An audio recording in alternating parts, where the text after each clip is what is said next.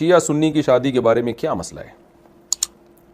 شیعہ سنی کے بھائی شیعوں کے بہت سارے فرقے ہیں، ان کے عقائدوں میں بڑا اختلاف ہوتا ہے، تو کسی ایک جنرلی ایک حکم نہیں لگایا جا سکتا. تو میرا اس بارے میں تفصیلی کلپ موجود ہے کہ اس بارے میں آپ لکھنؤ سے ہیں تو وہاں دارالعلوم دیوبند چلی جائیں، وہاں جا کے پوچھ لیں آپ، یا کوئی اور بڑا ادارہ ہو جس پہ آپ کو اعتماد ہو، کوئی بھی ایسا مسئلہ ہو تو یا پاکستان میں تو دارالعلوم کرنگی وغیرہ سے رابطہ کر کے پوچھا جائے کہ بھئی اس کے عقائد وغیرہ ان کے سامنے ظاہر کیے جائیں. جب تک باقاعدہ کسی کے پرسنل حالات بتا کر اس کے عقائد واضح کر کے فتویٰ نہ لیا جائے اس وقت تک جائز نہیں ہے. ہاں کسی کے ہمیں دیکھیں کسی کے شیعہ یا سنی ہونے سے کوئی بیر نہیں ہے، ہمیں یہ کہ عقیدے صحیح ہونے چاہیے، قرآن و سنت کے مطابق ہونے چاہیے. تو اب کس کا عقیدہ کیا ہے صرف مسلک کا لیبل لگانے سے پتہ نہیں چلتا. جیسے لوگ مجھ سے پوچھتے ہیں کہ بریلوی کے پیچھے نماز جائز ہے یا نہیں ہے، تو میں کہتا ہوں بھائی دیوبندی بریلوی اہل حدیث کا تعلق نہیں ہے نماز جائز ہونے یا نہ ہونے سے. نماز کے جائز ہونے نہ ہونے کا تعلق اس سے ہے کہ عقیدہ شرکیہ ہے یا نہیں ہے. تو اگر کسی بریلوی کا عقیدہ توحید والا ہے، دیوبندی کا شرکیہ ہے، تو بریلوی کے پیچھے جائز ہوگی، دیوبندی کے پیچھے حرام ہوگی. اور اگر کسی بریلوی کا شرکیہ ہے، دیوبندی کا شرکیہ نہیں ہے، تو پھر دیوبندی کے پیچھے جائز ہوگی. تو امام کے لیے دیوبندی بریلوی اہل حدیث شیعہ ہونا کا میٹر نہیں رکھتا.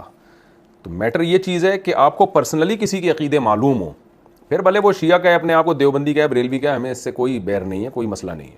عقیدہ صحیح ہونا چاہیے جو قرآن و سنت نے بتایا ہے، جو تواتر کے ساتھ ثابت ہے. تو اس لیے شادی میں بھی ایسا ہی ہے کہ ہمیں اس سے غرض نہیں ہے کوئی دیوبندی ہے، بریلوی اہل حدیث ہے، جو بھی اسلام کی طرف منسوب ہے نکاح اس سے جائز ہے، بشرطے کہ اس کے عقیدے بھی اسلام ہی کے مطابق ہوں. تو جا کے جو ہے نا کسی پرسنلی جب کسی کوئی بھی رشتہ آئے تو پرسنلی اس کے عقائد جا کے باقاعدہ کسی ادارے سے پوچھے یعنی فتویٰ لیا جائے کہ جی یہ اس کے عقائد ہیں اور یہ اس پہ حلف اٹھا رہا ہے اور اس کے بارے میں مشہور بھی یہی ہے کہ یہ اس کے عقیدے ہیں، تو کیا اس سے میرے لیے نکاح جائز ہے یا نہیں ہے. تو وہ پھر آپ کو فتویٰ دیں گے تو اس پر عمل کیا جائے. ایک جنرلی حکم بیان نہیں کیا جا سکتا اس میں. محمد رحیم صاحب کراچی سے، ظہر کی نماز میں فرض کے بعد کی 2 سنتیں اگر فرض سے پہلے پڑھ لی تو کوئی حرج ہے؟ میں نے کئی نمازیں اسی طرح پڑھی ہیں، اگر حرج ہے تو میں نے جو اس طرح پہلے سنتیں پڑھی اس کا ثواب نہیں ملے گا؟ دیکھیں اگر فرض سے پہلے آپ نے 2 رکعت سنت پڑھ لی تو فرض کے بعد والی سنت اس سے ادا نہیں ہوتی، وہ پھر بھی پڑھنی پڑے گی، کیونکہ ظہر کے بعد جو فرض نماز کے بعد جو 2 سنتیں ہیں وہ فرض نماز کے بعد ہی ہیں، پہلے نہیں ہیں وہ. تو اس لیے 2 رکعت آپ نے پڑھی وہ ثواب مل گیا، نفل ہو گئیں وہ، ٹھیک ہے.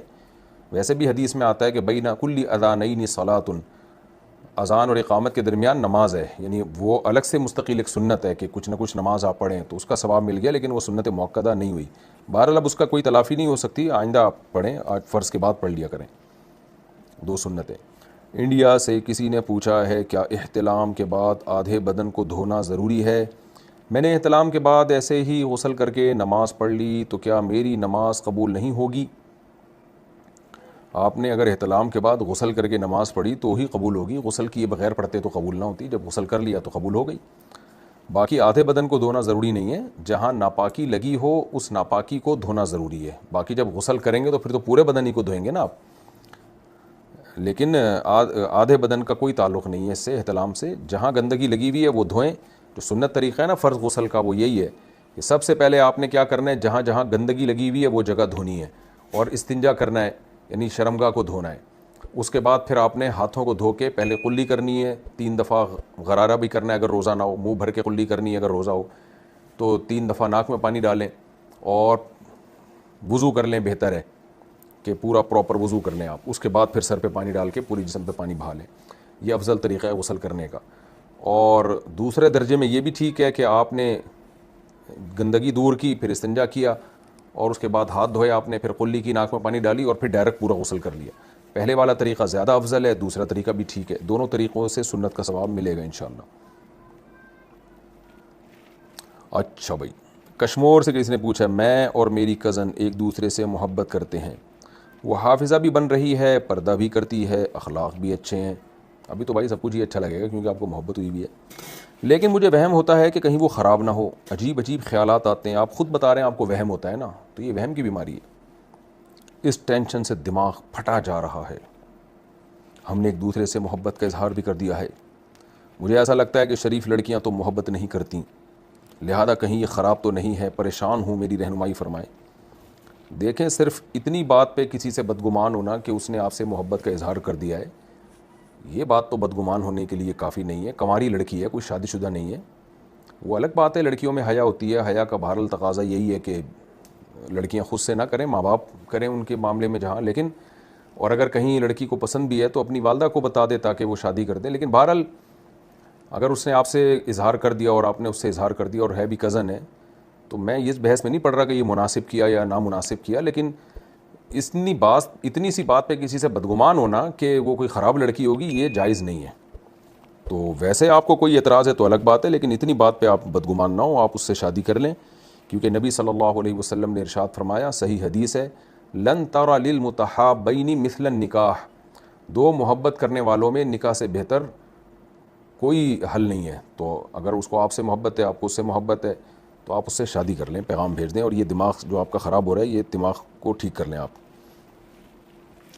پاکستان سے کسی نے پوچھا ہے, نماز جنازہ میں صفوں کا طاق عدد میں ہونا ضروری ہے؟ نہیں جی, بہتر ہے, ضروری نہیں ہے. بنت زاہد بہاولپور سے, میں میڈیکل کالج میں پڑھتی ہوں اور پردہ بھی کرتی ہوں ماشاءاللہ. کالج میں تقریباً 6 گھنٹے تک کا وقت گزرتا ہے. بہاولپور میں بہت گرمی پڑتی ہے, جس کی وجہ سے مجھے لمبے بالوں سے بہت الجھن اور پریشانی ہوتی ہے, خاص طور پر حجاب میں, کیونکہ کالج میں ہر جگہ اے سی موجود نہیں ہوتا. میرا سوال یہ ہے کہ کیا میں اپنے بال جو کمر تک ہیں کاٹ کر چھوٹے کروا سکتی ہوں؟ میری والدہ جو ایک عالمہ ہیں نے مجھے منع کیا ہے, اور میں نے سنا ہے کہ عورتوں کا بال کاٹنا جائز نہیں ہے, اس بارے میں رہنمائی فرمائیں. دیکھیں نا, آپ نے یہ بتایا کہ کتنے چھوٹے کرنا چاہ رہی ہیں, اور کمر تک کا مطلب کہ آدھی کمر تک ہیں یا پورے نیچے تک, کمر جہاں اینڈ ہو رہی ہے ختم ہو رہی ہے وہاں تک ہیں. تو جو بھی ہو, عورت کے لیے لمبے بال رکھنا ہی افضل ہے.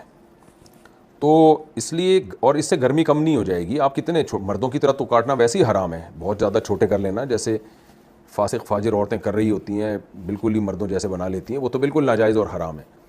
تو عورت کے بال تو بہرحال پھر بھی مردوں سے لمبے ہی ہوں گے, تو گرمی لگنی ہوگی وہ تو ویسے ہی لگے گی.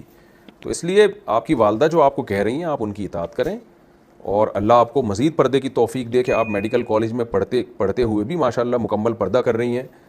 تو یہ بہت حوصلہ افزائی کی بات ہے, کیونکہ میڈیکل کالجز کا ماحول تھوڑا سا آزاد ماحول ہوتا ہے. تو اللہ آپ کو اس پردے پہ قائم رہنے کی توفیق عطا فرمائے. اور میں یہی کہوں گا کہ آپ اپنے بال چھوٹے نہ کریں, شریعت میں یہ عمل پسندیدہ نہیں ہے. ہاں کہیں ضرورت ہو تو کناروں سے بال کاٹ کے برابر کیے جا سکتے ہیں, لیکن جو ضرورت آپ نے بتائی ہے نا, گرمی لگنا, تو عرب میں تو بے تحاشا گرمی پڑا کرتی تھی, تو ہمیں نہیں ملتا کہ کسی صحابیہ نے گرمی کی وجہ سے بال چھوٹے کیے ہوں کبھی. اور جب بہاولپور میں شدید گرمی پڑتی ہے, تو میں چونکہ بہاولپور میں نے ٹائم گزارا ہے, مجھے پتہ ہے کہ وہاں سردی بھی بہت شدید پڑتی ہے. تو سردی میں پھر آپ کو لمبے بال چاہیے ہوں گے. تو اور دوسری بات یہ ہے کہ اگر شدید گرمی پڑ رہی ہے تو ٹنڈ کرانے سے تو گرمی ختم ہو سکتی ہے, یا بالکل چھوٹے چھوٹے کرنے سے, تو یہ تو ویسی عورت کے لیے حرام ہے, ناجائز ہے. تو چھوٹے کرنے سے گرمی ختم نہیں ہوگی, تو یہ شیطان کی طرف سے آپ کو وسوسہ ہے. اس لیے آپ بالوں کو لمبا ہی رہنے دیں. عورت کی زینت اللہ نے بالوں میں رکھی ہے. پہلے زمانے میں تو لڑکیاں اور خواتین جو ہیں بال بڑھانے کے لیے کیا کیا جتن کرتی تھیں. یہ تو اب میڈیا نے دماغ خراب کر دیا ہے کہ جس چیز میں حسن ہے اس کو برائی بنا کے پیش کر دیا, اور جو بری چیز ہے اس کو حسن بنا کے پیش کر دیا. تو اس لیے آپ کو میں یہی کہوں گا کہ یہ کام آپ نہ کریں. شاداب احمد یو پی انڈیا سے, مجھے پیشاب کے بعد قطرے آتے ہیں, کیا میری نماز ہو جائے گی؟ دیکھیں, اگر پیشاب کے بعد آپ کو اتنی دیر تک قطرے آتے رہتے ہیں کہ پوری نماز کا ٹائم ہی نکل جاتا ہے اور قطرے رکتے ہی نہیں ہیں, اور اس میں آپ اتنا ٹائم ہی نہیں ملتا کہ آپ وضو کر کے تسلی کے ساتھ فرائض پڑھ سکیں, پھر بھی نکل ہی آتے ہیں بیچ میں, تو ایک دفعہ بھی اگر ایسا ہو گیا نا, یعنی کسی دن بھی ایسا ہو گیا کہ پوری نماز کا ٹائم گزر گیا اور قطرے نہیں رک رہے آپ کے, تو پھر شرعی طور پر آپ معذور بن جائیں گے. اور معذور کا مطلب یہ ہوتا ہے کہ پھر وہ جب نماز کا وقت داخل ہو ایک وضو کرے بس, اور پھر اسے جتنی چاہیں نمازیں پڑھے, فرائض واجبات سنتیں سب پڑھتا رہے, اسے تلاوت بھی کرے اس سے, پھر اس کا قطرہ نکلنے سے وضو نہیں ٹوٹے گا, کیونکہ شرعی طور پہ وہ معذور ہے. پھر معذوروں کی فہرست سے وہ نکلے گا اس وقت کہ جب پوری نماز کا ٹائم گزر جائے اور ایک دفعہ بھی قطرہ نہ آئے. یعنی ایک دفعہ معذوروں کی فہرست میں داخل ہونا تو مشکل ہے, کیونکہ اس کے لیے ضروری ہے کہ پوری نماز کا ٹائم گزر جائے اور قطرے کنٹینیو آتے رہیں, آپ نماز ہی نہ پڑھ پائیں اس میں. لیکن پھر معذوروں کی فہرست میں داخل رہنے کے لیے یہ ضروری نہیں ہے کہ ہر نماز میں ایسا ہی ہو, بلکہ پھر پوری نماز کے ٹائم میں ایک دفعہ بھی قطرہ آئے گا تو معذور ہی سمجھے جائیں گے آپ. تو یہ بات میری سمجھ میں آ گئی ہو تو ٹھیک ہے، نہیں تو میرا یہ کلپ کسی مولانا کو بتائیں تو پھر وہ آپ کو انشاءاللہ ایکسپلین کر دیں گے، اچھی طرح سے سمجھا دیں گے جو معذور لوگ ہیں. تو لیکن اگر ایسا نہیں ہے کہ پوری نماز کے ٹائم میں آپ کو قطرے نہیں آتے یا نہیں آئے ہیں تو پھر آپ معذوروں میں داخل نہیں ہیں، پھر آپ کو وضو اسی وقت کرنا پڑے گا جب قطرے آنا بند ہو جائیں. تو آپ کے لیے بہتر یہ ہے کہ آپ نماز سے پہلے پیشاب نہ کیا کریں، بلکہ نماز سے آدھا 1 گھنٹہ پہلے پیشاب سے فارغ ہو جایا کریں. آپ یہ انسان کے اختیار میں ہوتا ہے کہ پیشاب نہیں بھی آ رہا وہ کر دے تاکہ نماز کے وقت پہ پیشاب نہ آئے. تو 1 گھنٹہ پہلے آپ پیشاب کر لیں. جیسے لوگ رات کو سوتے ہوئے پیشاب کر کے سوتے ہیں نا کہ رات کو اٹھنا نہ پڑے، حالانکہ ان کو پیشاب آ نہیں رہا ہوتا لیکن وہ کر لیتے ہیں پہلے احتیاطاً کہ یار تھوڑا بہت بھی اگر بلیڈر میں مثانے میں پیشاب ہے تو وہ بھی نکل جائے تاکہ رات ہم آرام سے سو جائیں. تو آپ نے یہ کرنا ہے کہ جب نماز کا ٹائم ہونا، جیسے جماعت کھڑی ہوتی ہے 3:30 بجے 4 بجے جو بھی ٹائم ہے، تو آپ نے 1 گھنٹہ پہلے پیشاب کر لیا. تو اس سے یہ ہوگا کہ جو قطرے 1 گھنٹے تک نکلنے ہوں گے نکل جائیں گے. تو اس کے بعد آپ نے کیا آدھا گھنٹہ پہلے جو بھی آپ کو اپنی عادت کا خود پتہ ہوگا کتنی دیر تک قطرے آتے ہیں. پھر جب نماز کے لیے آپ نے کھڑے ہونا ہے تو آپ نے کیا کرنا ہے بھائی، اندازے سے شلوار کو تھوڑا سا دھو دینا ہے کہ آپ کا خیال ہو جہاں جہاں قطرے لگے ہوں گے وہ جگہ، تو یا انڈر ویئر پہن کے رکھیں تو اس جگہ کو اندازے سے دھو دیا کریں. اس میں شک کرنا وہم کرنا جائز نہیں ہے کہ یہاں نہ لگا ہو، یا بھائی جہاں آپ کا خیال ہے کہ یہاں لگے ہوں گے تو وہ جگہ آپ دھو دیں اور استنجا کر لیں اور وضو کر کے نماز پڑھ لیں. تو یہ طریقہ ہے ان لوگوں کا جو معذور ہیں. اور اگر ایک آدھ قطرہ نکلا ہو تو اس کو دھونا بھی ضروری نہیں ہے، بہتر ہے دھو لینا لیکن پھر دھونا ضروری نہیں ہے اس کو اگر وہ پھیلا نہ ہو زیادہ.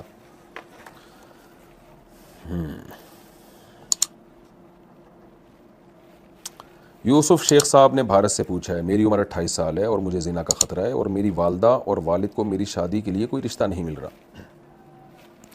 اس لیے میرا ایک رشتہ ہے جو میری خالہ کی طرف سے ہے، لیکن مسئلہ یہ ہے کہ میری خالہ نے ایک غیر مذہب کے شخص سے شادی کی اور ان کی ایک بیٹی ہے اور وہ مجھ سے شادی کرنا چاہتی ہے. خالو کی بیٹی نماز روزہ اور قرآن پڑھنے والی ہے. دراصل خالہ اور خالو نے مکمل طور پر اسلام قبول کرنے کا فیصلہ کر لیا ہے، لیکن میرے چچا نے شادی سے سختی سے منع کر دیا ہے کیونکہ ان کا کہنا ہے کہ میرے خالو اور خالہ نے اسلام کا استعمال صرف اپنی بیٹی کی شادی کے لیے کیا ہے. تو کیا مجھے یہ رشتہ کرنا چاہیے یا نہیں کرنا چاہیے؟ دیکھیں، آپ کی خالہ نے غیر مذہب کے شخص سے جب شادی کی ہے تو وہ شادی ہوئی نہیں ہے شرعی طور پر، یعنی غیر مسلم سے اگر شادی کی ہے تو مسلم عورت کا غیر مسلم سے نکاح نہیں ہوتا.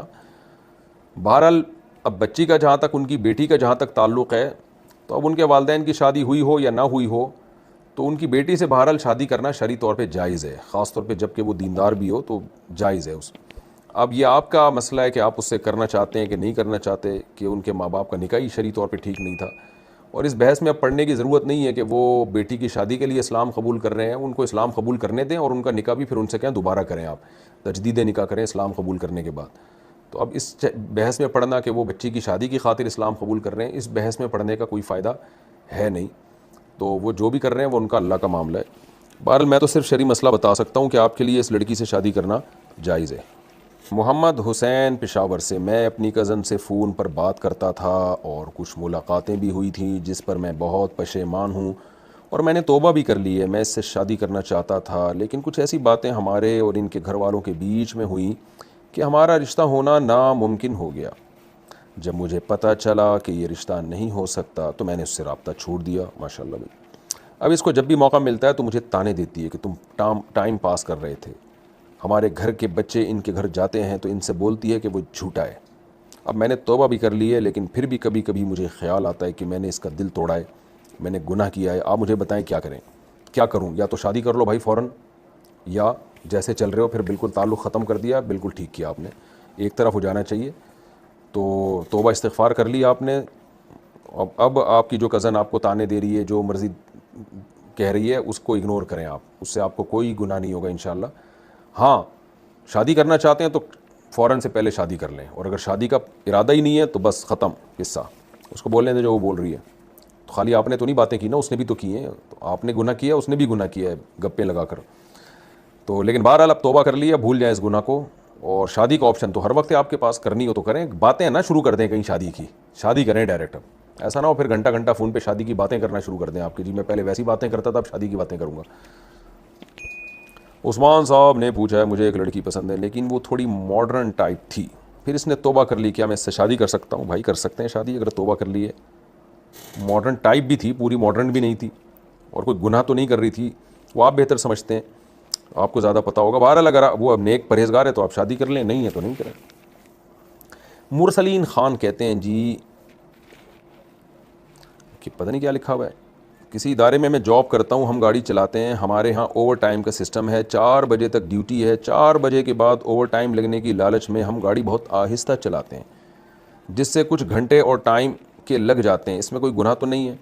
بھائی صاحب جس ادارے میں آپ جاب کرتے ہیں یہ ان سے پوچھیں, اگر ان کی طرف سے پرمیشن ہے تو ٹھیک ہے. اس کی مثال ایسے جیسے جو پائلٹ جہاز میں جتنی دیر ہوتا ہے نا ہوا میں, تو پائلٹ کو گھنٹوں کے حساب سے پیسے ملتے ہیں کمپنیوں میں کہ پائلٹ نے اتنی دیر تک فضا میں ٹائم گزارا ہے. اب اس سے بعض پائلٹ یہ کرتے ہیں کہ وہ جہاز کو سلو چلاتے ہیں تاکہ تھوڑا ہم دیر سے پہنچیں, میرے فضا میں گھنٹے زیادہ پورے ہو جائیں. تو کمپنیوں کو اس پہ کوئی اعتراض نہیں ہوتا, کمپنیوں کو پتہ ہوتا ہے کہ یہ سب ہو رہا ہے سوسائٹی میں, اور کمپنیاں چپ بیٹھی ہوتی ہیں, کہتی ہیں چلو ٹھیک ہے. انہوں نے پہلے سے کیلکولیشن کی ہوئی ہوتی ہے کہ جتنا بھی آہستہ جہاز چلائے گا پھر بھی اتنا تو نہیں چلا سکتا نا کہ وہ نیچے ہی گر جائے جہاز, کچھ نہ کچھ تو اسپیڈ مارنی ہے اس کو. تو وہ سب کمپنیوں کو پتہ ہوتا ہے, انہوں نے اگنور کیا ہوا ہوتا ہے. تو اگر ایسا ہی کوئی کیس ہے کہ آپ گاڑی چلاتے ہیں, کمپنی کو پتہ ہے کہ یار یہ اوور ٹائم کے چکر میں آہستہ آہستہ چلائیں گے تاکہ اضافی ٹائم لگے, تو پھر جائز ہے.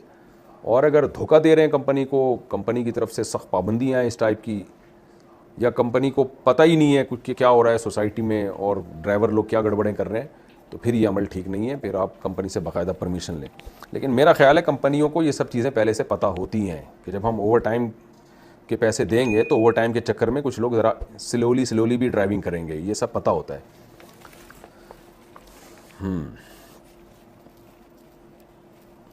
پاکستان سے کسی نے پوچھا, میرے ابو میری امی کی بہت بے عزتی کرتے ہیں, گالیاں بھی دیتے ہیں, لیکن ہم سے بہت پیار کرتے ہیں. امی ابو دونوں گورنمنٹ ٹیچر ہیں. میری امی یہ سب کچھ برداشت کر رہی ہیں, لیکن میں جب ان کو اس طرح سے بے عزت ہوتا ہوا دیکھتی ہوں تو مجھے اپنے پاپا سے نفرت ہوتی ہے. میرا ان سے بات کرنے کا دل نہیں کرتا. میری عمر 15 سال ہے, ٹینشن رہتی ہے, اس کا کوئی حل بتائیں. آپ کے لیے اپنے پاپا سے نفرت حرام ہے, ناجائز ہے. دیکھیں اگر آپ کے والد آپ کی والدہ کو ڈانٹ ڈپٹ بلا وجہ کر کے ان پہ ظلم کر رہے ہیں, یہ بھی ایک ظلم ہے, غلط ہے. لیکن آپ اپنی باپ سے جو نفرت کر رہی ہیں یہ زیادہ بڑا ظلم ہے. وجہ اس کی ہے کہ باپ کے احسانات تو اتنے ہیں کہ اولاد ان احسانات میں ڈوبی ہوئی ہوتی ہے. آپ کو جو کچھ ملا ہے آپ کے باپ کی وجہ سے ملا ہے. تو نام ملا, قوم ملی, نان نفقہ ملا, گھر ملا, عزت ملی, یہ سب چیزیں باپ کی وجہ سے ہیں. باپ نہ ہو تو کیا کیا حیثیت رہ جاتی ہے بیٹیوں کی, خاص طور پہ بیٹیاں تو باپ ہی کے دم سے ہوتی ہیں. تو اس لیے آپ کے لیے یہ لفظ استعمال کرنا کہ مجھے اپنے پاپا سے نفرت ہے, یہ لفظ بہت خطرناک ہے. تو آپ اپنے والد کے حقوق بھی ادا کریں, ان سے محبت بھی کریں, اور کسی طرح پیار محبت سے خود نہ کسی اور کے ذمہ لگائیں, ان کو سمجھائیں کہ بھئی اس طرح اگر وہ واقعی والدہ کے ساتھ غلط سلوک کر رہے ہیں تو وہ نہ کریں. تو آپ کی امی لڑیں نا پھر بھی کچھ سمجھ میں آتا ہے, تو آپ کے لیے یہ بالکل سوٹیبل نہیں ہے. تو آپ کی امی کو چاہیے نا کہ وہ پاپا سے بولیں کہ واٹ آر یو ڈوئنگ, کیا کر رہے ہو میرے ساتھ, مجھے کیوں بے عزت کر رہے ہو. تو یا کوئی اور بڑا خاندان کا بڑا بات کرے. اچھا بھائی, آسٹریلیا سے کسی نے پوچھا اللہ تعالیٰ کی ڈیوٹیز یا ایکٹیویٹیز کیا ہیں. سبحان اللہ, کیا پوچھ رہے ہو میرے بھائی. کیا اللہ تعالیٰ کا کام صرف انسان, جنات اور فرشتوں کو پیدا کرنا ہے یا اور بھی کچھ ہے؟ کیونکہ تقدیر تو پہلے سے لکھی ہوئی ہے. تو کیا اللہ تعالیٰ کوئی نیا کام کرتا ہے؟ میں یہ جاننا چاہتا ہوں کہ اللہ تعالیٰ کی سرگرمیاں کیا ہیں. ابھی بھائی صاحب اللہ کے لیے اس طرح کے الفاظ استعمال نہ کریں. آپ آسٹریلیا سے ہیں, شاید اردو کمزور ہے یا کسی نے ترجمے میں ایسا کر دیا ہے. تو اللہ تعالیٰ کے لیے ہمیں تھوڑا مناسب الفاظ استعمال کرنے چاہیے. ایکٹیویٹیز کیا ہیں, اللہ تعالیٰ کی سرگرمیاں کیا ہیں, یہ انسانوں کے لیے الفاظ استعمال ہوتے ہیں. اللہ کے لیے کہ اللہ تعالیٰ کہ کیا کام ہیں. تو سورہ رحمان میں اللہ نے بتایا کل یوم ہوا فی شان, ہر وقت وہ کسی نہ کسی کام میں ہے اور کوئی کام اس کو تھکاتا نہیں ہے. اب رہا یہ سوال کہ پہلے سے تقدیر اللہ نے لکھی ہوئی ہے, تو بھائی اللہ نے تقدیر میں یہی لکھا ہوا ہے کہ میں فلاں وقت میں یہ کام کروں گا. اللہ کا علم تو کامل ہے نا, تو اللہ کو معلوم ہے کیا کیا ہونے والا ہے, کیا کیا اللہ کرنے والا ہے. تو جو کچھ ہو رہا ہے سب اللہ کے حکم سے ہو رہا ہے پوری دنیا میں. تو اس لیے اللہ کو انسانوں پہ قیاس نہیں کیا جا سکتا. کل یوم ہوا فی شأن, ہر وقت اللہ تعالیٰ کچھ نہ کچھ کر رہے ہیں. کسی کو عزت دے رہے ہیں, کسی کو رسوا ذلیل کر رہے ہیں, کسی کو دولت دے رہے ہیں, کسی کو غریب کر رہے ہیں, کسی کو حکومت دے رہے ہیں, کسی کو اس سے حکومت چھین رہے ہیں. اور اس کے ہر کام میں کوئی نہ کوئی حکمت ہے. بس ہمیں اتنا ایمان رکھنا ضروری ہے. اس سے زیادہ ہم ڈیٹیل میں نہیں جا سکتے کیونکہ ہم مخلوق ہیں. اللہ کی ذات ہمارے مینٹل لیول سے اوپر کی ذات ہے, اس کے بارے میں زیادہ گہرائیوں میں جانے کی ہمیں اجازت نہیں ہے.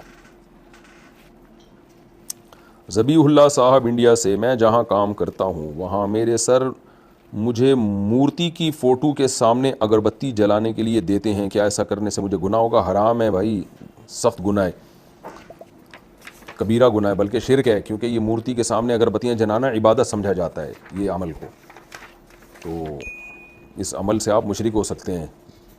کیا بیوی کی کزن کی بیٹی سے نکاح کر سکتے ہیں جبکہ وہ بیوہ بھی ہو؟ جی ہاں، بیوی کی کزن کی بیٹی جو ہے اس سے نکاح کر سکتے ہیں، بیوی کی موجودگی میں بھی، اور اگر اللہ نہ کرے کسی کی بیوی دنیا سے پہلے چلی گئی، ویسے اللہ ایسا کرتا بھی نہیں عام طور پہ، اکثر شوہر ہی پہلے جاتے ہیں، لیکن پھر بھی کزن کی بیٹی سے نکاح ہو سکتا ہے اور بیوی کی موجودگی میں بھی ہو سکتا ہے۔ البتہ بیوی کی جو بہن ہے نا، اس کی بیٹی سے نکاح نہیں ہو سکتا جب تک بیوی زندہ ہے، کیونکہ کسی عورت اور اس کی بھانجی کو آپ نکاح میں جمع نہیں کر سکتے، جیسے عورت اور اس کی بہن کو نہیں کر سکتے، تو ایسے عورت اور اس کی بھانجی کو بھی نہیں، ایک وقت میں یہ دونوں نکاح میں جمع نہیں ہو سکتے۔ لیکن کزن کی بیٹی جو ہے یہ تھوڑا دور کا رشتہ ہے، تو اس سے نکاح ہو سکتا ہے۔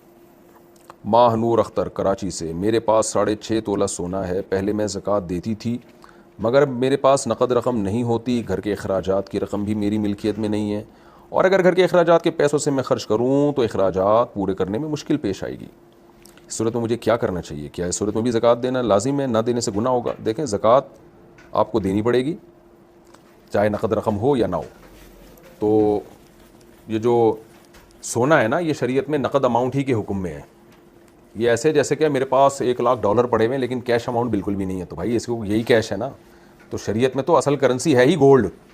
جب آپ کے پاس گولڈ ہے اور اس پہ قرضہ بھی نہیں ہے آپ کے اوپر، تو پھر آپ کو زکوٰۃ دینی پڑے گی۔ تو 6 تولہ سونے کے ساتھ اگر 1 روپے بھی آپ کے پاس ہو، جیسے کہ ہوتا ہی عام طور پہ، تو زکوٰۃ کی تاریخ آنے پر آپ کو زکوٰۃ دینی ہے۔ اب آپ کی مرضی گولڈ بیچ کے دیں یا اسی گولڈ کو توڑ کے دیں، یا آپ اپنے ذمے لازم کر لیں، بھائی میرے ذمے اتنی زکوٰۃ بنتی ہے، گولڈ کی قیمت کو آپ نے 40 سے ڈیوائڈ کیا، جو جواب آیا بھائی میں نے پورے سال میں اتنی زکوٰۃ نکالنی ہے، تو آپ کے پاس پورا سال پڑا ہے، آپ قسطوں میں جیسے جیسے پیسے آتے جائیں آپ وہ زکوٰۃ نکالتی جائیں، یکمشت دینا ضروری نہیں ہے زکوٰۃ۔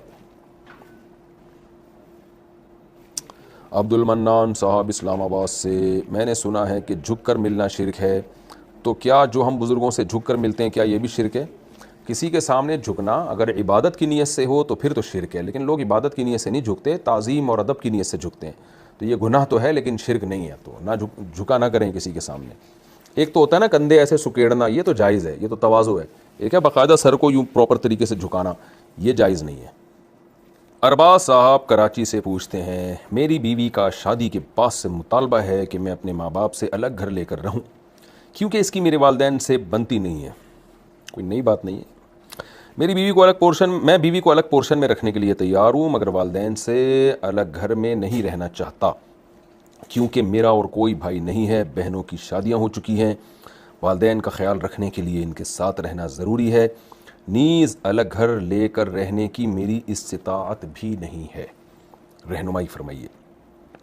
ارباز صاحب، جب آپ الگ پورشن بیگم کو لے کے دے رہے ہیں، واش روم بھی الگ، کچن بھی الگ، تو یہ کافی ہے، اس سے زیادہ کا مطالبہ بیوی کے لیے ٹھیک نہیں ہے، اور خاص طور پہ جب آپ کے والدین کے آپ اور کوئی بھائی بھی نہیں ہے آپ کا، تو والدین کو ایسے تو لاوارث نہیں چھوڑا جا سکتا، تو یہ کافی ہے، اس کے بعد آپ کی بیوی کے لیے مزید کا مطالبہ جائز نہیں ہے کہ الگ، اتنا کافی ہے۔ متحدہ عرب امارات، رات میں خوشبو لگانا کیسا ہے؟ جائز ہے بھائی، کسی بھی ٹائم پہ خوشبو لگا سکتے ہو۔ لائبہ سلیم راولپنڈی سے، میں کمیشن ایجنٹ کے طور پر کام کرتی ہوں، ہول سیلر کی پروڈکٹس آگے سیل کرواتی ہوں، ہول سیلر پروڈکٹ کا ایک فکس ریٹ دیتا ہے، ہول سیلر جو ہے وہ پروڈکٹ کا ایک فکس ریٹ دیتا ہے اور کہتا ہے کہ جتنی بھی پروڈکٹ بکی تو یہ فکس قیمت میری، باقی اوپر کے سارے پیسے آپ کے، اور میں اپنی مرضی سے پروڈکٹ کے ریٹ بہت آگے بڑھا کر کسٹمر کو بتاتی ہوں، تو کیا اس طرح سے کمیشن لینا جائز ہے؟ اور کیا کسٹمر کو بتانا ضروری ہے کہ میں کتنا کمیشن لیتی ہوں، یا صرف اتنا کہہ دینا کافی ہوگا کہ میں کسی کی ایجنٹ بن کے کام کرتی ہوں؟ اتنا کہہ دینا کافی ہے کہ میں کسی کی ایجنٹ بن کے کام کر رہی ہوں، یہ کافی ہے۔ باقی آپ کے لیے یہ کمیشن جائز ہے، اگر کوئی کہتا ہے کہ بھئی یہ چیز آپ جتنے کی چاہیں بیچیں، مجھے فی پروڈکٹ اتنا دے دینا، جائز ہے، لیکن بہرحال یہ طریقہ بہتر نہیں ہے۔ تو شریعت میں افضل طریقہ ہے وہ یہ کہ آپ کمیشن طے کریں اپنا، کہ جتنا پروفٹ ہوگا نا اس میں میرا اتنا پرسنٹ اور آپ کا اتنا پرسنٹ، یعنی ہول سیلر سے آپ یہ کہیں کہ میرے اتنے پرسنٹ اور آپ کے اتنے پرسنٹ، یہ زیادہ بہتر طریقہ ہے. تو بعض لوگ علماء نے اس کو کراہت ناپسندیدہ کی سمجھا ہے. بہرحال جائز یہ بھی ہے. تو دوسرا طریقہ زیادہ افضل ہے. یہ بالکل ایسے ہی ہے جیسے اسٹیٹ ایجنٹ کو ہم کہتے ہیں کہ یار یہ میرا پلاٹ ہے. اب اس میں جو بے غبار طریقہ ہے، بالکل جائز طریقہ ہے، وہ تو یہی ہے کہ بھائی یہ پلاٹ تم بکواؤ گے تو جو مجھے اضافی پروفٹ ہوگا اس میں اتنے پرسنٹ تمہارا، اتنے پرسنٹ میرا. لیکن آپ یہ بھی کہہ سکتے ہیں کہ بھائی مجھے اس پلاٹ کے اتنے چاہیے جو اضافی ہوں گے، جتنے پیسے میں تم بیچنا وہ تم سارا کا سارا پروفٹ تمہارا. تو یہ بھی جائز ہے مگر بہتر نہیں ہے. یہ امریکہ سے کسی نے پوچھا ہے، میری ساس چھوٹی چھوٹی گھریلو باتوں پر غصہ کرتی ہیں. سب کی ساسیں کرتی ہیں بھائی، لیکن اب حیرت ہو رہی ہے امریکہ میں بھی ساسیں وہی کچھ کر رہی ہیں جو پاکستان میں کرتی ہیں. چھوٹی چھوٹی باتوں کو مائنڈ کرتی ہیں. میرے بچے بھی چھوٹے چھوٹے ہیں، ساری چیزیں آپ کے یہاں چھوٹی چھوٹی چل رہی ہیں، جس کی وجہ سے بعض مرتبہ گھر کے کام مثلاً برتن دھونا وغیرہ گھنٹے 2 گھنٹے آگے پیچھے ہو جاتے ہیں. یہ بھی چھوٹے چھوٹے کام ہیں جس پر ساس غصہ کرتی ہیں. میرے شوہر بہت اچھے ہیں الحمدللہ الحمدللہ، ہم ایک دوسرے سے خوش ہیں، مگر ساس ان کی چھوٹی چھوٹی باتوں سے ساس کی ان چھوٹی چھوٹی باتوں سے میں بہت تنگ ہو رہی ہوں. یعنی آپ اس کی وجہ سے روز بروز چھوٹی ہوتی چلی آ رہی ہیں. میں کبھی ان کو اف تک نہیں کرتی، ہمیشہ ادب سے بات کرتی ہوں، کبھی پلٹ کر جواب نہیں دیا، مگر اب تنگ ہو کر میں ان سے الگ ہونا چاہتی ہوں. میرے شوہر اپنی امی کے رویے سے واقف ہیں، مگر وہ میرے صبر اور خاموشی پر صرف میرے ماتھے پر پیار کرتے ہیں. میں کوئی لڑائی نہیں کرنا چاہتی. مجھے اور میرے شوہر کو کوئی اچھا سا مشورہ دیجیے. دیکھیں اگر چھوٹی چھوٹی باتوں پہ غصہ چل رہا ہے تو میرا مشورہ تو یہی ہے، برداشت کر لیں. اس پر اللہ آپ کو اجر دے گا. آپ کا میاں آپ کا ساتھ دے رہا ہے، آپ کے میاں کو پتہ ہے کہ آپ پہ زیادتی ہو رہی ہے. تو میاں جب بیوی کے ساتھ ہوتا ہے تو عورت کا بڑا حوصلہ بڑھ جاتا ہے. اور یہ بھی یاد رکھیں غیرت مند میاں جو ہے نا، عورت کو اپنی بیوی کو دیکھتا ہے کہ اگر وہ میری ماں کے ساتھ صحیح چل رہی ہے تو وہ بہت کچھ برداشت کر دیتا ہے اور اس کے دل میں عورت جگہ بنا لیتی ہے. تو میرا مشورہ آپ کو یہی ہے کہ بڑا سمجھ کے، ساس سگی ماں نہیں ہوتی لیکن شریعت میں ماں جیسی ہی ہوتی ہے. تو 100% 100% اپنے حساب سے زندگی انسان کو کہیں بھی نہیں ملتی. اگر آپ یہ چاہیں گی نا کہ مجھے ایسی زندگی ملے جو ساری بالکل ایکوریٹ، ہر چیز میں اس میں ایکوریسی ہو، ایسا نہیں ہو سکتا. کہیں نہ کہیں آڑا ترچا اونچ نیچ سب چل رہی ہوتی ہے. تو اس لیے میں آپ کو مشورہ دوں گا، آپ اللہ کی خاطر، رشتہ داری کی خاطر، شوہر کی خاطر آپ ساس کو برداشت کر لیں. اور ساس ہمیشہ تھوڑی زندہ رہتی ہیں، ظاہر ایجڈ ہی ہوتی ہیں، ایک وقت میں وہ دنیا سے چلی جائیں گی اور آپ اپنے شوہر کے دل میں گھر بنا لو گی آپ. تو اس کا اور آپ کو اجر بھی ملے گا. تو مشورہ میرا یہی ہے کہ آپ برداشت کر لیں جیسے کہ اب تک برداشت کر رہی ہیں. لیکن اگر ناقابل برداشت ہو جائے اور ڈپریشن میں جانے لگیں، بہت ہی زیادہ مسئلہ ہو جائے، تو پھر شوہر کو چاہیے کہ پھر ایسی کنڈیشن میں آپ کو اپنی والدہ سے الگ رکھے. صالح محمد پاکستان سے، 4 بیویوں میں سے کون سی بیوی حوروں کی سردار ہوگی؟ اور کیا ہر جنت میں ہر بیوی کے ساتھ 70 حوریں ملیں گی؟ بھائی یہ 70 حوریں ہر جنتی کے بارے میں حدیث میں نہیں ہے کہ ہر جنتی کو 70 حوریں ملیں گی. شہداء کے بارے میں آتا ہے کہ 70 حوریں ملیں گی ان کو. تو اب کتنی ملیں گی یہ مجھے معلوم نہیں ہے. اللہ کی مرضی، کسی کو 1 دے دے، کسی کو 2 دے دے، وہ آپ جس کے جیسے جیسے اعمال ہوں گے. باقی کسی کی 4 بیویاں ہوں تو وہ، اب یہ نہیں مجھے پتا کہ کون سی بیوی حوروں کی سردار ہوگی. ہمیں تو یہ پتہ، یہ حدیث میں آتا ہے کہ جو آپ کی زوجہ ہوگی اگر وہ جنت میں گئی تو وہ حوروں کی سردار ہوگی. بس اتنا ہمیں معلوم ہے.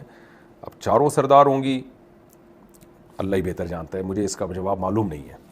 تو میرا خیال ہے اس بحث میں پڑے بغیر کہ کون سی بیوی حوروں کی سردار ہوگی، آپ 4 شادیاں کر لیں تو وہ اللہ نے جس کو سردار بنانا ہوگا اللہ خود ہی بنا لے گا. ہو سکتا ہے وہ ہو جائے جس کے اعمال زیادہ اچھے ہوں. اور جنت میں جب آپ چلے گئے تو آپ کی ساری خواہشات پوری ہوں گی، تو وہاں آپ کو اس سوال کا جواب بھی مل جائے گا. تو کوشش یہ کریں کہ وہ اعمال اختیار کریں کہ ہم جنت میں ایک دفعہ چلے جائیں، تو سارے مسئلے وہاں جا کے حل ہو جائیں گے انشاءاللہ. جنت میں جانے کو زیادہ فوکس کریں. اللہ تعالی ہم سب کو جنت کا وارث بنائے. باقی حقیقت یہ مجھے اس کا جواب معلوم نہیں ہے کہ کون سی بیوی سردار ہوگی. احمد علی لاڑکانہ سے، میں نے اپنے کزن کو کچھ پیسے ادھار دیے تھے مگر اب میں ان سے مانگ رہا ہوں تو وہ مجھے گالیاں دے رہے ہیں. یہی ہوتا ہے، یہ میں بیانات میں 20ویں دفعہ بتا چکا ہوں کہ اس زمانے میں ادھار دینے والا بے وقوف اور لے کے واپس کر دینے والا اس سے بھی بڑا بے وقوف. اور جس کو میری بات سمجھ میں نہ آئے وہ ان دونوں سے بڑا بے وقوف. اس لیے کہ بہت دفعہ لوگ مجھے تنگ کرتے ہیں کہ یہ کیا بات ہوئی کہ ادھار دینے والا بے وقوف اور لے کے واپس کرنے والا اس سے بڑا بے وقوف. تو اس لیے میں نے اس میں ایک جملہ ایڈ کر لیا ہے کہ جس کو ہماری بات کا مطلب سمجھ میں نہ آئے تو وہ ان دونوں سے بھی بڑا بے وقوف. مطلب یہی ہے کہ بھائی دینے والا تو اس لیے بے وقوف ہے کہ اس کو پتہ ہے اس زمانے میں کون واپس کرتا ہے، تمہیں پتہ نہیں سوسائٹی کا. اور لے کے واپس کرنے والا اس لیے بے وقوف نہیں کہ وہ کوئی شریعت کے مطابق کام کر رہا ہے وہ شریعت کی وجہ سے تھوڑی دے رہا ہے. ہیں کچھ 1% اچھے بھی ہیں, سارے برے نہیں ہوتے, لیکن وہ سمجھ کے دے رہا ہے کہ میں نے نہیں دیا تو یہ میرا کچھ بگاڑ لے گا. تو یہ بیوقوفی ہونے کی علامت ہے نا. کون بگاڑ سکتا ہے آج کل؟ آپ کسی کے پیسے لے کے کھا جائیں, کوئی کچھ نہیں کر سکتا. تو اس سینس میں بیوقوف کہا جا رہا ہے.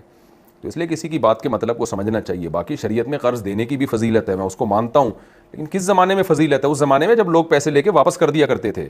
اب تو قرض جو ہے وہ دشمنیاں پیدا کرنے کا ذریعہ ہے. آپ نے دیا اور بندہ مارکیٹ سے شارٹ.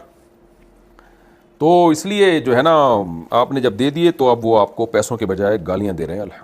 وہی ہو رہا ہے جو سوسائٹی میں ہونا چاہیے. تو کیا میں ان کو پیسے بخش دوں یا نہیں؟ نہیں بخشیں. آپ کیوں بخش رہے ہیں پیسے؟ جب گالیاں دے رہے ہیں تو آپ کم از کم اتنا تو کریں نا کہ یا تو ہوتا ہے نا آپ کے سامنے جھک جاتے, یار معاف کر دے بھائی, تو آپ بخش دیتے. جب سامنے والا کا ایٹیٹیوڈ ایسا ہے تو آپ نہ بخشیں. میرا مشورہ تو یہی ہے. باقی آپ کے پاس آپشن ہے کہ بخش دیں یا آخرت میں لے لیں, آپ کی مرضی ہے. لیکن بخشنا اس کو چاہیے جو اپنی غلطی تو مانے نا, سوری تو کرے. تو گالیاں دے رہے ہیں وہ ماشاءاللہ. اٹک سے کسی نے پوچھا ہے, میرے شوہر نے لڑائی کے دوران اپنی والدہ سے سوال کرتے ہوئے پوچھا, اب آپ کیا چاہتی ہیں, میں اس کو طلاق دے دوں؟ اس وقت میں گھر میں موجود تھی مگر وہ دوسرے کمرے میں تھی, لیکن یہ الفاظ میں نے خود سنے تھے. میرے اصرار کرنے پر میرے شوہر نے ایک مولانا صاحب کے پاس گئے. انہوں نے کہا کہ 2 طلاقیں ہو چکی ہیں, ایک گواہ کے ساتھ دوبارہ نکاح کریں. براہ مہربانی میری رہنمائی کریں, طلاق ہوئی ہے یا نہیں, اگر ہوئی تو کتنی, اور رشتہ بچانے کے لیے ہم کیا کر سکتے ہیں؟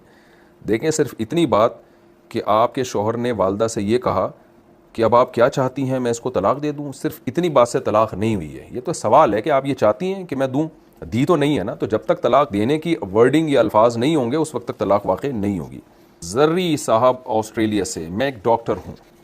میرے گھر والوں کے حالات شروع سے اچھے نہیں ہیں. شادی سے پہلے, اچھا یہ خاتون ہے سوری, شادی سے پہلے میں اپنے گھر کو چلا رہی تھی. اب شادی کے بعد میں آسٹریلیا آ گئی ہوں. میں اور شوہر دونوں کما رہے ہیں اور بہت اچھا گزارا ہو رہا ہے, لیکن میرے گھر والے پاکستان میں بہت مشکل سے گزر بسر کر رہے ہیں.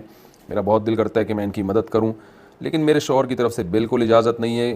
وہ میرے اکاؤنٹ پہ نظر رکھتے ہیں کہ کہیں میں ان کو پیسے نہ بھیج دوں. اس سلسلے میں کیا کروں؟ آپ کے شوہر کو اللہ ہدایت دے, میں تو یہی کہہ سکتا ہوں. دیکھیں, بیوی کا سارا خرچہ شوہر کے ذمے ہے, تو آپ اپنے والدین کو جب چاہیں جتنی رقم بھیج سکتی ہیں, اس میں کوئی حرج نہیں ہے. شوہر کا یہ رویہ ٹھیک نہیں ہے. اسلام شخصی ملکیت کا قائل ہے. نہ بیوی کے مال پہ شوہر کو حق ہے, نہ شوہر کے مال پہ بیوی کا حق ہے. البتہ شوہر کے مال پہ بیوی کا اتنا حق ضرور ہے جتنا نان نفقے سے اس کا تعلق ہے, یعنی جو ضروری نان نفقہ تو وہ شوہر کے ذمے مہیا کرنا لازم ہے. تو اس لیے آپ اپنے والدین کی مدد کر سکتی ہیں, کوئی حرج نہیں ہے اس میں. پاکستان سے کسی نے پوچھا, کیا غیر شادی شدہ بیٹیوں کی کمائی پر ماں باپ کا حق ہوتا ہے جبکہ گھر کے حالات بھی اچھے ہیں اور گھر کے مرد بھی اچھا کما رہے ہوں؟ نہیں جی, حق نہیں ہوتا. البتہ وہ اپنی غیر شادی شدہ بیٹی کو, باپ کو یہ حق حاصل ہے کہ وہ کمائی سے روک سکتا ہے ان کو, تو شرعاً روکنا جائز ہے اس کے لیے. پھر ایسی صورت میں بیٹی کے لیے باپ کی اطاعت واجب ہے. لیکن اگر وہ کما رہی ہیں اور باپ اگر محتاج ہیں پھر تو بیٹی پر بھی نان نفقہ لازم ہو جائے گا جیسے بیٹے پر ہوتا اگر بیٹی کما رہی ہے. لیکن اگر ماں باپ بھی اپنا کما رہے ہیں, کھا پی رہے ہیں, تو پھر بیٹی پر شرعاً لازم نہیں ہے. لیکن افضل ضرور ہے کہ وہ ماں باپ پہ خرچ کرے. سب سے بڑا صدقہ ہی یہی ہے, سب سے بڑی فضیلت کی چیز ہی یہی ہے کہ اولاد اپنے والدین کو کھلائے پلائے, ان پہ وہ ضرورت مند نہ بھی ہوں تو بھی ان پہ خرچ کریں. اس لیے بیٹی کو چاہیے اگر وہ واقعی جاب کر رہی ہے تو ماں باپ کے کہے بغیر اپنی انکم میں سے کچھ نہ کچھ حصہ ان کو لازمی دے دیا کرے, چاہے وہ مستحق نہ بھی ہوں.